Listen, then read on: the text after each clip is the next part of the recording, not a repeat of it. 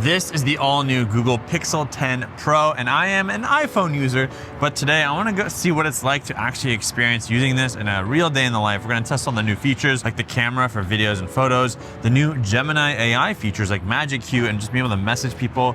I want to see, is it worth tossing this out the window and finally switching to a Google phone? And are the AI features powerful enough? So we're gonna go test it out and experiment to see what it's like. Now the three biggest things are the camera, battery life, and AI, and we'll get into all of those. But the first feature I wanna test is the Pro Zoom.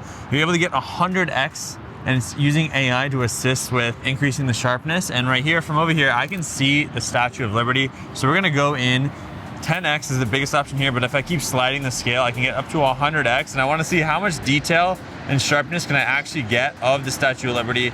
Am I able to tell that it's the Statue of Liberty? And am I able to see like certain parts of it or not? When I look at it, like you can tell, but it's just like not a great photo. This is meant more for landmarks and not as much of regular people, but this landmark, it's working okay. Would I use this pretty often? Probably not, but it's interesting that I can zoom in 100x. I don't know what other scenarios, like at sports, you know, you're trying to zoom in on the people, but they're moving a lot, so this might not be as helpful. But if I'm trying to get a landmark from far away, then it could be interesting. Is it a gimmick? Maybe. Is it actually useful? Most likely not. Oh my God. So that is the new processed image, and it looks actually real. But I think the biggest thing now is like, what's real and what's not? How do I know that this is the real image and it didn't just pull something from Google Maps and create this image for me? But that's crazy that I was able to process and create that with ProRes Zoom AI. As the iPhone 16 Pro Max on the left and the Google Pixel 10 Pro XL, I think, on the right. And they're currently at their max brightness. I can turn the brightness down and then all the way up. This is supposed to be 3300 nits, so it should be extremely bright outdoors. The iPhone is also able to be really bright outdoors, but when it gets really warm, the iPhone screen starts to dim itself a lot. And it is a bit warm right now. I can already see it dimming a bit. The Google Pixel does feel like it's pretty much the same brightness on par with the iPhone. It's just going to be, when I'm using this outside, like for 10-20 minutes, is it going to start dimming due to heating issues, which I do have with the iPhone, and I hope we don't see that on the Pixel 10. The new Pixel 10 Pro did get a downgrade in the ultra-wide and main camera in terms of megapixels to make room for the new 5x zoom lens in this camera notch. So it's the same cameras in the same size notch, but the other ones did get a bit downgraded, which is not ideal. But I'm gonna take some photos to see, compared to an iPhone, not the Pixel 9, how well do they do? I'm gonna post the results from my Instagram here. Make sure you follow me at Shervin Shares if you wanna vote in future ones. But we'll put up some photos, see which ones people preferred, whether it was the iPhone or the Google Pixel 10 Pro. Now the new Google Pixel 10 Pro does have 8K video, but it does not support 8K HDR, but it does support 4K HDR in 30 frames, 60 frames, and 24 frames a second. And there is something called Video Boost, where they try to boost the colors, the stabilization, and other things to make the video feel and look nice. But these are all things that kind of add to the potentially an artificial feel. So we'll take some sample videos and images and put them on here so you can get a feel for what it looks like and kind of make a decision whether you like this or not. I think a lot of this stuff is going to be preference. Some people are going to like it, some people are not. And it just depends on where you're putting this content and what you're going to think about it overall. So I don't know how to take photos. I do, but you know, we're just going to try this out. This is the camera cut. You press the button. Right as soon as you press it, you need to be facing where you want it. It's going to give me some options like photographer on the deck, portrait with the camera in the deck, bag on the deck. I don't think I want to take a photo. I want to take a photo of the photographer. So now it's going to give me some tips on how to take photos of him. It's going to give me some steps. Reframe to include the whole person. So before I was crooked, so we're going to reframe to include the whole person. Okay, because we don't want to cut him off. We'll hit next. Tilt the camera to make the person fill the frame. You know, we can tilt from here. Okay. Put the person's face in the top 1/3 of the grid. Okay, so there's those lines right there. So we're going to put his face right there. Angle the camera to use wooden deck for depth. Oh, that's interesting. So we're going to turn a little bit, maybe. So now there's some depth. Ooh, take the photo, okay? All right, coach. They didn't ask him to smile. All right, we did it. Take the photo. I did it. How'd I do? Now we can get out of here. Go look at the photo. What a masterpiece. Processing high-res photo. Would you look at that? I'm a photographer now. Now, is this a feature I'm going to use? Most likely no, because I've done a lot of like online courses about photography, but like I would love to put this in my parents' hands or people who don't know how to take photos and see what they learn. I'm actually excited to see if this improves how other people take photos. Because one of the things I absolutely don't like is when people say, do you want me to hold the camera for you? Do you want me to take the photo for you? I'm like, no, you don't know how to take a photo. I don't say that out loud, but I think that. Most of the time I don't want other people taking the photo. So like I appreciate it, but when I hand it to a stranger, they take the photo like this, and you're like, what are you doing? So maybe this feature will teach more people how to properly take photos following, the rules around photography, which I think could be helpful. We're gonna find out if this actually impacts society or not. If it does, I'll be very happy. Now, I wanted to use the conversational editing in photos, which is a new feature as well. If I tap the edit button down here, there's a whole bunch of features like AI enhanced, which is going to make it look better. But now I also have this help me edit on the bottom where I can just tell it what I want it to change about this photo. So Zach, what's a funny thing I can put in your hands? So now I'm gonna tap help me edit. I'm gonna say, how would you like to change the camera in his hands to a duck? We'll hit go. And now it's gonna start sending this and using Gemini AI to edit this photo. I think the one thing that's scary about this is you'll never know what's real and what's not as AI gets better and better. Where is it? Oh, not the best of job. I think it really just replaced the lens with a duck, but it looks real. Like if you zoom in, that's actually funny. Now there's a duck. Okay, let's try a different one. Can you change this shirt to black and make it more dressy and formal? Changing clothes. This might actually be useful for like thumbnails or, oh my. So the duck example was bad, but I would argue this dressy photo is insane. You could update your Hinge profile photo. This is crazy. That is so good. And then I can now save as a copy, and now he's a duck with a dressed up shirt. See how this photo was made. I can check if it's AI edits, and this is crazy. This is insanely good. So there's one really cool thing with this Gemini Live, and I love using this at like a grocery store. I actually got injured and I needed a certain kind of Band-Aid and I didn't know which one. So I went to CVS and I was like, hey Gemini, which one of these should I buy? Like the one that the doctor specified, can you show me which one it is?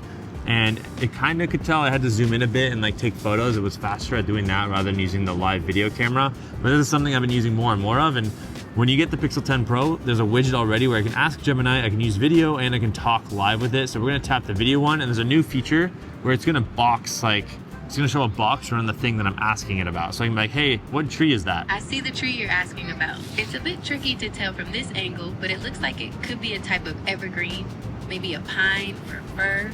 Are there any other trees you'd like me to identify? So it's not perfect, but I'm gonna say, hey, what kind of camera do you see? Got it. That's a professional video camera. The kind you'd see used for filmmaking or high quality video production.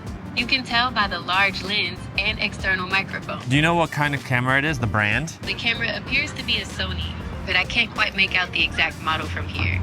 Okay. Would you like me to try and identify it? What was interesting is before it said, this camera is a Blackmagic, and it's not, but now it's saying Sony. Okay, let's try a different one.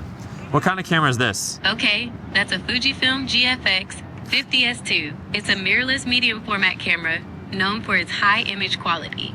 Do you have any specific questions? How many megapixels is this camera? It's a Hasselblad X2D 100C, and it boasts a whopping 100 megapixels. You can see the 100 right there on the camera's body. Are you thinking of getting one? Yeah, how much does it cost? The Hasselblad X2D 100C is a high-end camera, so it's quite pricey. It usually sells for around $8,200 just for the body. Where is this made? Where is this camera made? Hasselblad is a Swedish company, so the X2D 100C is made in Sweden. It's known for its high quality construction and stunning image quality. So Gemini isn't perfect. It still hallucinates like all the other AIs. So it's like, if I want to ask it things, like, can I trust it? And if I can't trust it, I'm not going to build the habit of using it. So there are all these cool features. I am an early adopter and I'm going to keep trying it, knowing that I need to double check the answers. But like my parents are never going to use that if they know it's going to tell them the wrong answer. So it's just not ready for prime time yet. But the usability and the experience and the general thought of what it could do, the theory of it, top notch. So right now we're testing call assist with my friend Kian, and I can press buttons on here where it just says auto emoji. We can press drums and then he hears drums. And this is a weird feature. Like, do you think this is necessary, or is this just like why do I need this on my phone? Interesting feature, I don't know. I recently got a bike, and because, you know, running's fun, but why not get into biking? Triathlons maybe soon. And one of my biggest fears with this bike is getting a flat tire. They gave me a little repair kit that I actually took off the bike because I was like, I don't know how to use it. But the one thing I was like, oh, when it happens, what am I gonna do? I'm not gonna learn it now, I'm just gonna refer information. I could Google it, or I can easily use Gemini by tapping this widget on the homepage. I say video. Hey, I got a flat tire on my bike. Can you tell me how to repair it? Flat tire involves taking the wheel off, removing the tire and tube, patching or replacing the tube, then putting everything back. It can be a little tricky, so if you're not comfortable doing it yourself, a bike shop can help. Would you like me to walk you through the steps? Yeah, how do you walk me through the steps, please? Okay, first things first, we need to remove the back wheel. See that little lever near the center of the wheel? That's the quick release lever. Open that up, and you should be able to take the wheel off.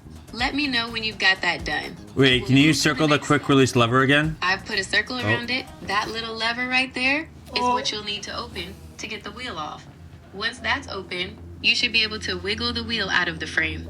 Let me know if you have any trouble. Take the tubing off. First, you'll need to deflate the tire completely. Then, use tire levers to carefully pry one side of the tire off the rim. Once one side is off, you can pull the tube out. Be careful not to pinch the tube between the lever and the rim. Can you show me where I would do that? Okay, I put a circle around the valve cap. You'll need to unscrew that to let the air out of the tire. Is that the valve cap? Yep, that's the valve cap. Unscrew it to let the air out of the tire. Do you have a pump or tool handy to press the valve cord and release the air? So, does it work? Yes. Is it perfect? No, it's not perfect, but it's like functional. So I think I actually didn't know that you could do that quick assist lever, so I learned something new. And then I kind of got an idea of how it works. So like that would be cool to use. I just wish I could like wear the camera so I don't have to like pan it around as well. But the first time it pointed at something out wrong, but I brought my camera closer and it got better. Not perfect yet, but it works. Could I do this on my iPhone? Yes, but I've tried it and the app just feels a little bit slower on my iPhone. Not sure why that is. This is something you just need a hardware device connected to the internet. It doesn't really matter which phone you have. Now, the new Google Pixel has MagSafe, but they call it Pixel Snap, same thing. So I already have a ton of MagSafe accessories, and if I'm switching from my iPhone to Google Pixel, I want to know that it works well. So we're gonna test it out. This is my main one on this messy desk, I apologize. But we're gonna just slide it on. Oh, and now it's charging. Sticks pretty well, it works. And then you can also do a screensaver for your Pixel, just like a iPhone does when you put it on the charger. Boom, now we've got the weather, that's cool. So then if I put the iPhone on, how does it feel in comparison? Oh yeah, the Pixel felt a bit stronger. And then this also has standby mode, just like that, it pulls up my stock. So they're just copying each other, which I love because these are great features. Yep. I think the Pixel feels stronger on this magnet for the Belkin. Now one of the coolest features is the new Magic Queue. So if I texted something like, hey, what time is your first appointment tomorrow? Then the Google phone will check my calendar, or here it's gonna say view calendar, and it pops up, and now I can see on my calendar, be like, oh, what do I have tomorrow that I need to check? And it's all right there. And then be like, oh, 9 a.m. is my dentist. Like, when do you fly out of New York? Whenever you want. When is your next flight? It checks my calendar, it shows me 9/4 at 2:25 a.m. I can just tap that, and then it sends the date and the time. Which, like, it just feels like the formatting is weird. If I'm talking to someone and I sent them that, they might be like, that's a bit weird. But then I could like follow up and add more details. But it does make it really effortless where it just sends that. The downside here, though, that I checked is I went to my calendar and I said, okay, it's pulling the data from my Google Calendar. It's saying that I have a flight at this time. I tapped right here and I did check, and I do have a 2 a.m. flight on the 4th, but actually my next flight is on the 3rd. So for some reason it picked the second flight, not the first flight. So it's not perfect. I don't know why it made a mistake like that. You can't, like, once again, AI is hallucinating in some ways, and like I can't trust it, but it would be helpful if it worked perfectly. Call United Airlines. I have initiated a call to United Airlines. How can I help you? In a few words, Change my flight. say, okay, flight change. If you answer just a few questions, I can quickly look up your reservation. What's your confirmation number? You can also say, hold on, or continue if you don't have it. Hold on. The call is no longer being recorded. Okay? When you're ready, say, go ahead. Okay, so for some reason there, it's not pulling up my, let's try Magic Queue. No results found. The Magic Queue should pull up my flight information because it knows I have a United Airlines flight. It worked in messages by showing that flight, but it's not showing it here. So I think in theory, once again, it works, but like in this scenario, I couldn't get it to work properly. Now, some new updates in the phone app is spam detection. So it's gonna detect scams. The hold for me, which is also available on iOS 26, where it holds for you and it lets you know when the other person on the line is done with hold. Direct my call, where you can actually see messages and be able to reply by just tapping rather than saying things. Call screening, where it can screen the call if you don't know them, and there's different tiers of call screening. Call notes, where it actually saves the call note audio and a transcription of it, so you can read about it and see what was said. Let me show you how the call screening works. So now I have options where I can say, what is this about? Is it urgent? Which it will send text. So now I have the option to say thank you and hang up. I can say hold for a moment, I'll call you back. Can you say more? Text me. So I'm gonna say, Can you say more? Thanks. Can you tell me more about the details? Yes, I have a very important, expensive package to deliver. They said you can go ahead and leave the package by the front door. Okay, I've left the package by the front door. They said you can go ahead and leave the package by the back door. Okay, I will move the package to the back door. Thanks for calling. Goodbye. So in that scenario, I didn't even have to interact with him. I was able to just tap and he left the package by the front door. That is so cool. On iOS 26, it was a bit too slow. There was too many pauses. It seems like it's much faster on the Google Android. Now that I did the update, we have a voice translator, so I'm gonna tap that. So we got French, German, Hindi as a preview, Indonesian, Italian, Japanese, Portuguese, Russian, Spanish, Swedish. So we're gonna go ahead and try Spanish here. Doing today. Hola, soy Shervin. ¿Cómo estás hoy? Hola, ¿cómo está mi amigo?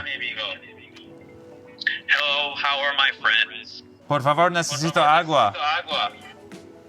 Please, I need water. I will have some water prepared and chilled for you. Tendremos algo de agua preparada para ti. But know that I am a crazy monster. Pero debes saber que soy un monstruo loco. It still kind of sounds like me, which is funny, but this seems to be much faster and more efficient than the other versions. Maybe we can try it with a friend right now. Hi, I am sorry. Hola, lo siento. Who's talking to me? My name is Shervin. I am calling about, I need help with my internet. Viniamos sobre que necesito ayuda con mi internet. ¿Qué pasa con tu internet? ¿Cuál es el problema? What happens with your internet? What's the problem? I used to have Starlink, but now I don't, and I need some faster internet so I can upload my videos. Necesito internet más rápido para poder subir mis videos. Bueno, suena como un problema para Tesla. It sounds like a problem for Tesla. Like your friend didn't help you. Wait, but aren't you my friend? Do you want to be friends or what? Es que no sé con quién hablo porque el accent. I don't know who I'm talking to because the accent changes every time you talk. One day Spanish from Spain to another from Argentina. That's strange. What do you think of this other than that? So it must be hard to understand me, but outside of that, is it possible to communicate with me? Eso es posible conmigo. Pensamiento. Bueno, pienso que si tienes una emergencia. Well, I think that if you have an emergency, like if you're in another country, it would be good to talk to the police or the hospital, but yeah, como, I don't know if it would help you day by day, like talking to a friend. Well, And is this better or worse than the iOS version that you've tried? Está mejor o peor que la versión de iOS que has probado. pienso mejor que la de iOS. I think better than iOS. There's not so much echo. And what happens if you start speaking English? ¿Y qué pasa si empiezas a hablar inglés? I don't know. And you tell me, well, nothing. Well, you gave me. That's so funny. Stop voice translation. What did you think? Like, I think it's doing voice to text, like speech to text, some kind of algorithm where it at least tries to mimic your voice versus on iOS. It was just a generic, well, iOS voice, you know? Yeah, that's so cool. Okay. Yeah, so that's scary though. Like, Why? in terms of like impersonating someone, if you can get the voice close enough, I don't know. I think if they have the technology to translate your voice to another language on demand, like that feels a bit scary, you know? Yeah. And what about like communicating with like your cousins? Like, do you think I could use this to communicate with your cousins? Yeah, definitely. Or like my grandma or something. Like, definitely, I think so. That's interesting. It's like you use in-person translations a lot, but like when am I going to use a phone call translation? You're like less likely to do that. Or if it's like someone who lives here that speaks a different language and you need to call them to like organize them coming to your house or something, I think it could be helpful if it's like good enough. But it also creates the thing of like then people don't need to learn other languages if the technology can do it for you. So that's another scary piece. Now, when it comes to the design and form factor of this phone, it feels very much like an iPhone. It looks like an iPhone. Obviously, the camera notch is slightly different. When you put it down on the table, there's almost actually no wobble, whereas the iPhone has a little bit. The Samsung Galaxy Fold has way too much. That camera just protrudes a lot. I think having a balanced across the screen protrusion makes the phone just more balanced. You don't have that other side that makes the phone wobble. So that I do appreciate, but from a form factor, like it just feels pretty much the same in your hand as an iPhone does. So it's like that similarity. There is no dynamic island, it's just one camera on the top. So it's a little more discreet. The screen looks the same. It feels the same. And the apps are starting to look very similar. The experience, the swipe gestures, like, oh, I need to bring up the apps, it's swipe halfway and hold. It's the same thing. So I do love that. The volume buttons, the power button, they're slightly similar. They're on different sides. So learning that, like screenshots is inverted in terms of the volume button you have to press plus the power button. But from an overall experience of what the phone feels like in your hand, both feel premium, high quality, and I like that a lot. Okay, so we've been running the phone for about 5 hours now, and I've used about 30% of battery. We're at about 70%. So, you know, that's gonna get me a full day. We've been power using it. It's always been on. I've been doing things, downloading apps, new stuff. So far it's holding on very strong. My iPhone right now is at 17%, and I had to charge it twice already today. Like I gave it like, you know, 10-20% here and there, but this phone does not last a day. And obviously I'm running a lot more apps. I'm doing a lot more things on the iPhone. It's connected to more devices, whereas this is not connected to any devices right now.